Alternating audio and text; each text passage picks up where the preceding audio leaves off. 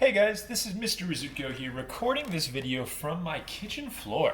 And in this video, what I'm basically going to be doing is working through the 10 problems you guys have for your first distance learning assignment right here. The way that you should use this video, I would do the problems yourself first, do everything you're able to, use your notes, etc.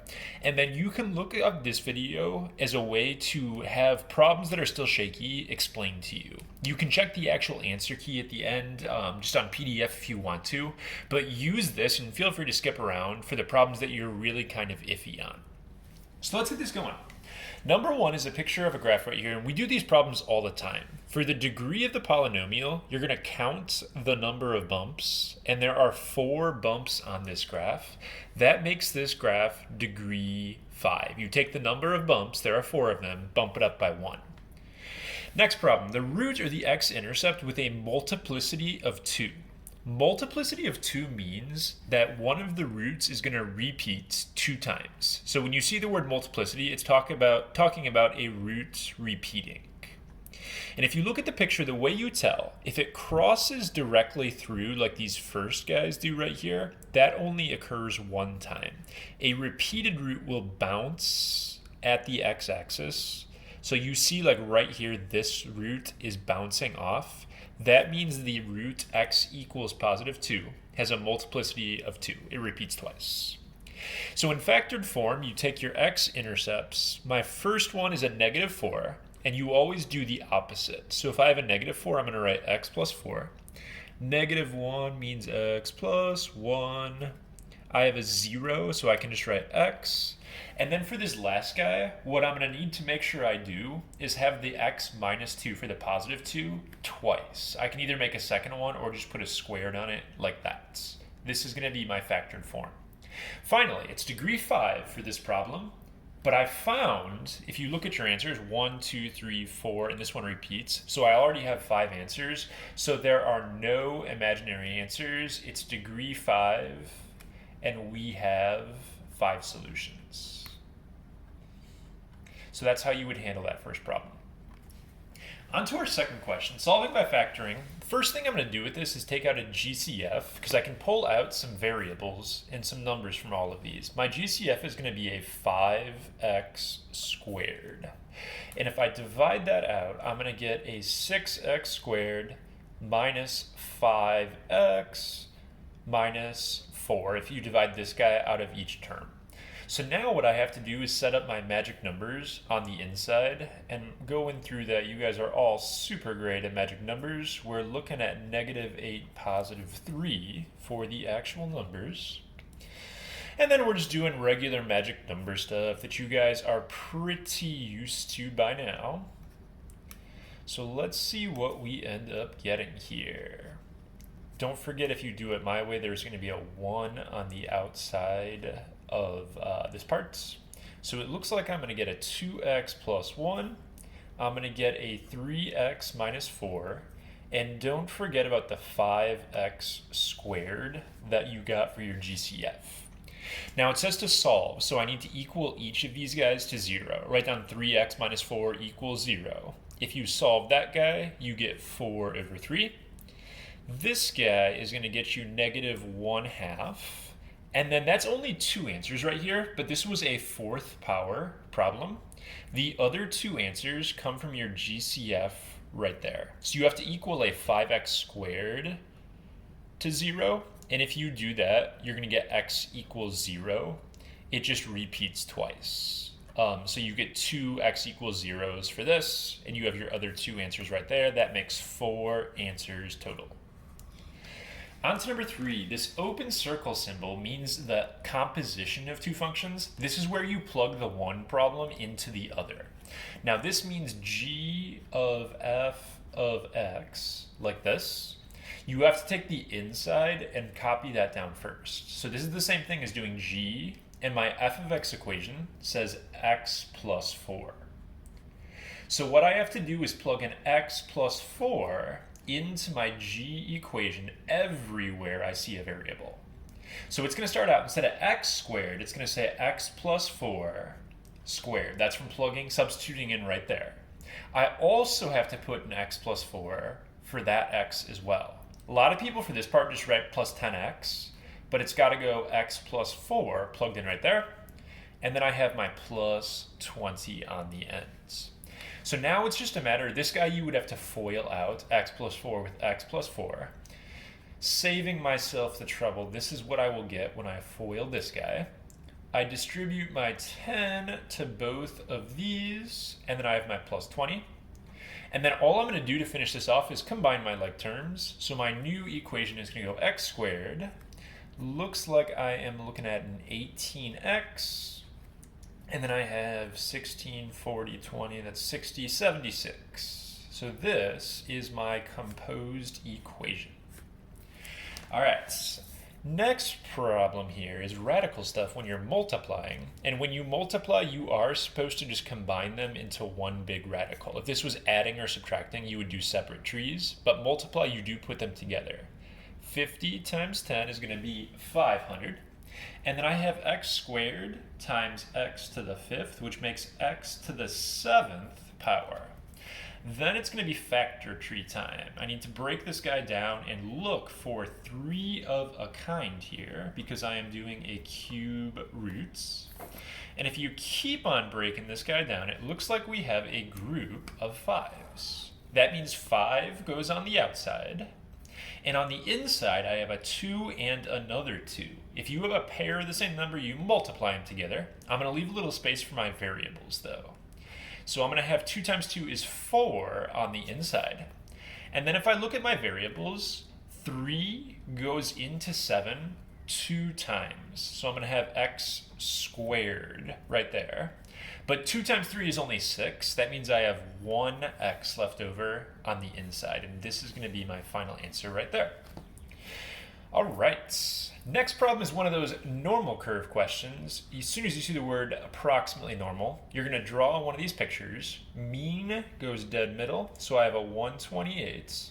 And I need to make sure that I count by the standard deviation, which is 3. So basically what's going to happen is I'm going to go 3 marks each way.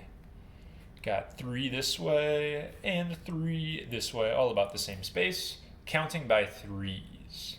Now I'm going to be a tiny bit lazy on this problem here, and I am going to actually just do these ones because they ask about shorter than a 1/31.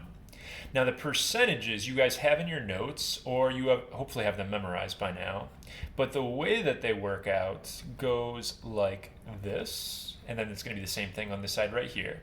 So basically if you add up this, because you need to be less or shorter than a 1/31, all of those added up should make 84%. So you make your picture, you add up all the ones that are in the correct region.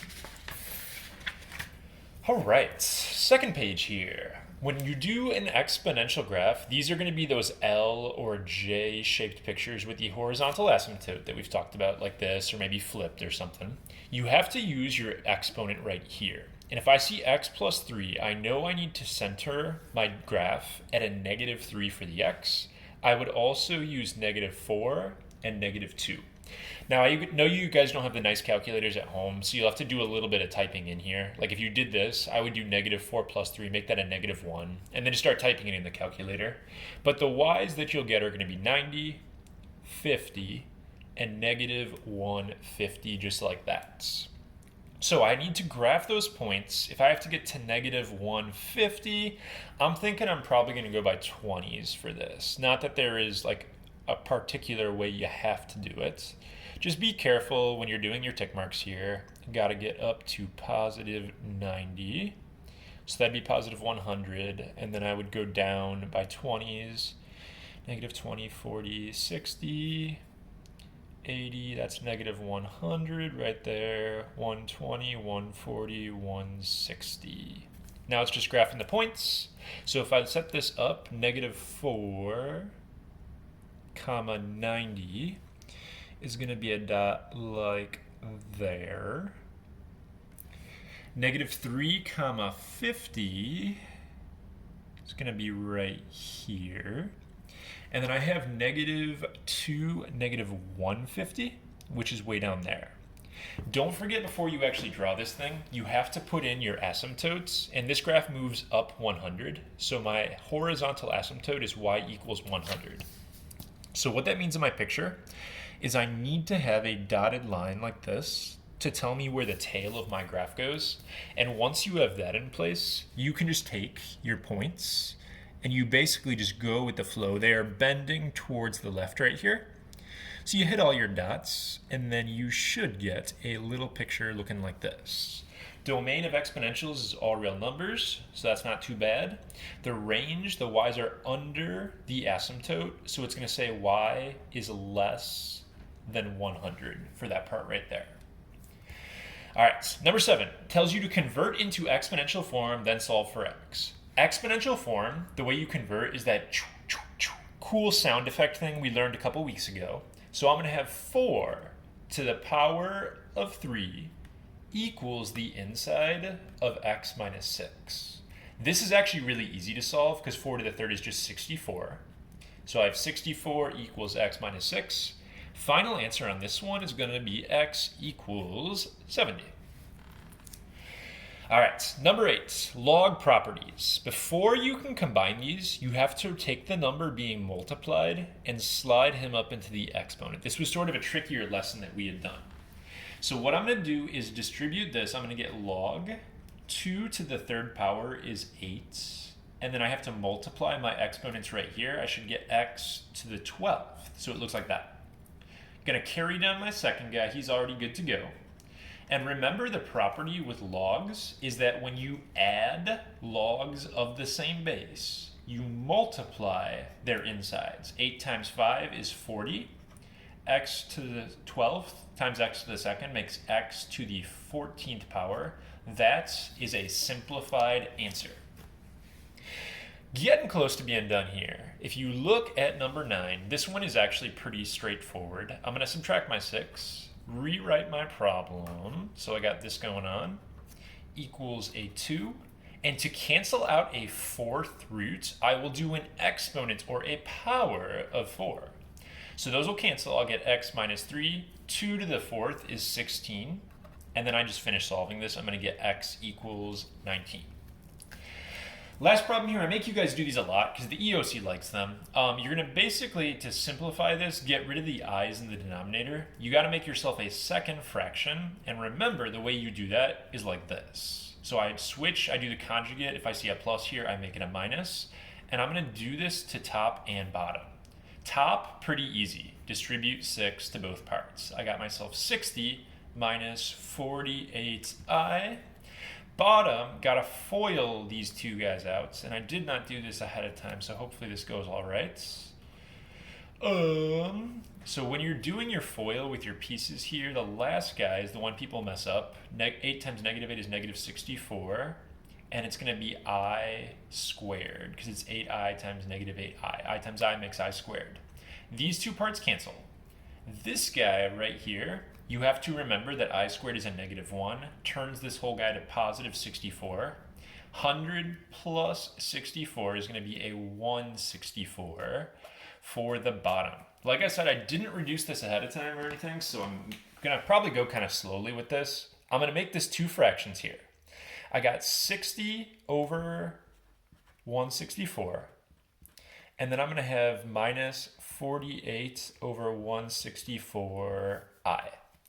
I know that these are even, so I'll start with something easy like that. If I do 30 over, that would be 82. That's going to reduce even more. So I can go 15 over 41. And I'm pretty sure that's done reducing. So I can divide those guys by 4. For this part here, I could go straight to dividing by 4. And if I do that, I will get 12 over 41, and I keep the I on it like that. So this, I believe, is a fully reduced final answer. All you have to do now is fill out these questions at the bottom.